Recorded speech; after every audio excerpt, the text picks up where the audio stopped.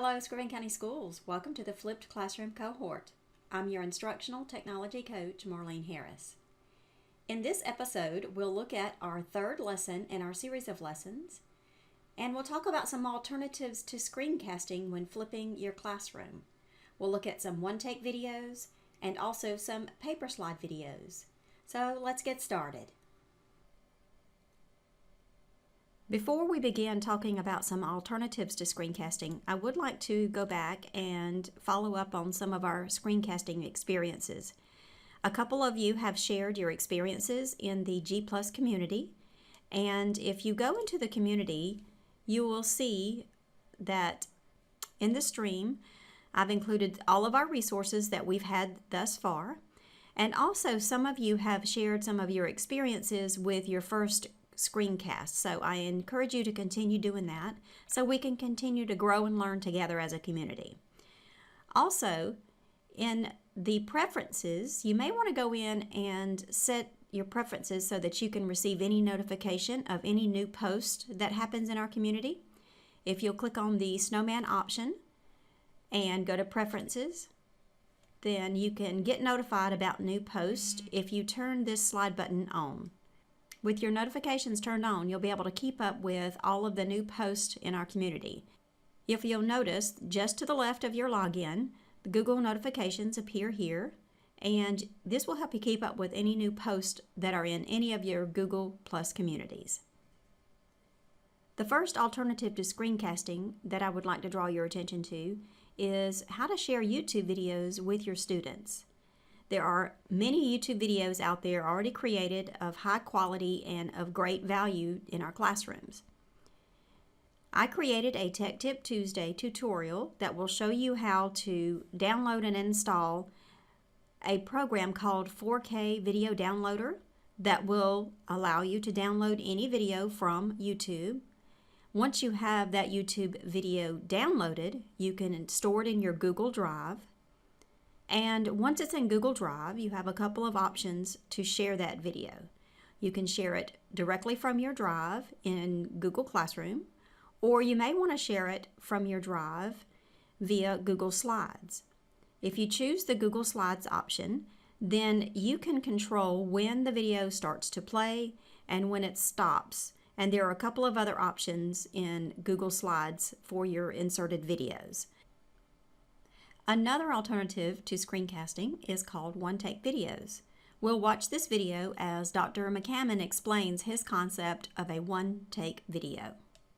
What I call one-take video is a content creation strategy that uses very simple tools like what I'm using to create this. I've got my cell phone on a tripod. It's one take because I hit record, I say what I need to say, I do what I need to do, I hit stop, and the product is done. It's a rapid way of creating meaningful content that I can instantly review, reflect upon, and share. No software or editing is required. The one-take video strategy is powerful because it keeps our focus on the information, the story, and the performance, not on the technology. So as you can see, one-take videos are meant to be quick and easy with no editing necessary. The equipment required would include a recorder, a tripod, and a whiteboard. If you're interested in trying one-take videos, please let me know and I can help you come up with this equipment to see if this method works best for you. Also, there are some lesson examples that you can look at to see how other teachers in your content area have used one-take videos. Another alternative to screencasting is paper slide videos. I'll show you another video by Dr. McCammon to explain exactly what paper slide videos are. This is a paper slide video. It's called paper slide because we are creating slides out of paper and also because we're sliding the paper in to display the information.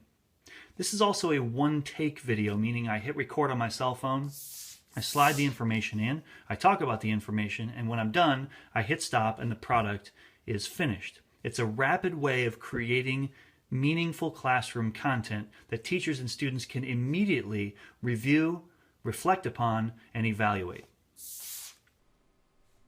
So, paper slide videos offer us another alternative to screencasting.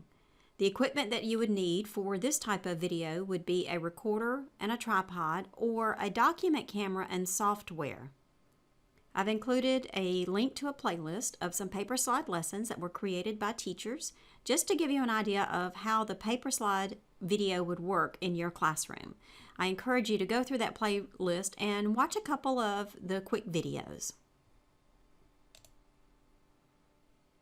To prepare for our lesson in April, which is to actually create a complete flipped lesson in one of our classes, there are a couple things that I'd like for you to do for pre-work.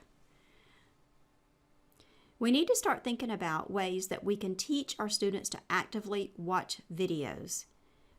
There is a WSQ method that I would like for you to investigate. WSQ stands for Watch, Summarize, and Question. There is a quick video that I have included the link for that explains this method of teaching your students to actively watch the videos. You may also want to consider creating notes templates that guide the students through the video. And then as your students become active video watchers, you can start to wean them off of the templates and allow them to be independent while they're watching their videos. The third option is called Edpuzzle. This is a free website. It is integrated with Google Classroom, so you can import your classroom roster into Edpuzzle. You can search for pre-existing videos on the educational channels that are associated with Edpuzzle, or you can upload your own videos into Edpuzzle.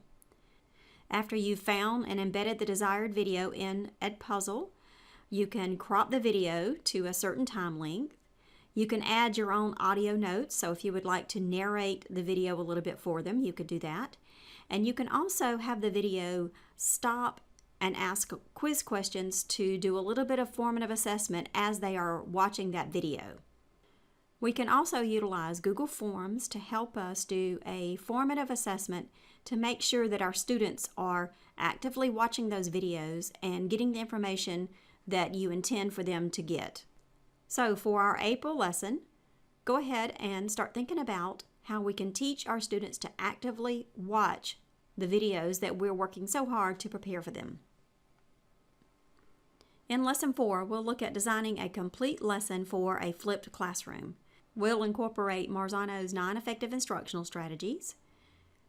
We'll provide a content video and formally assess during the lesson. We'll provide the students some practice and the opportunity to apply the skills and knowledge that they learn in the video. And we'll also provide some individual feedback for differentiation. So our schedule for April is at the elementary school on the 19th, the middle school on the 20th, and the high school on the 27th. And the online lesson I hope to have published by the end of April, which would be on the 28th. Thank you so much for your time and your participation in our flipped classroom cohort. As we near the end, we'll wrap everything up in our next lesson. I look forward to applying all of the skills and knowledge that we've already learned about the flipped classroom into one complete lesson design.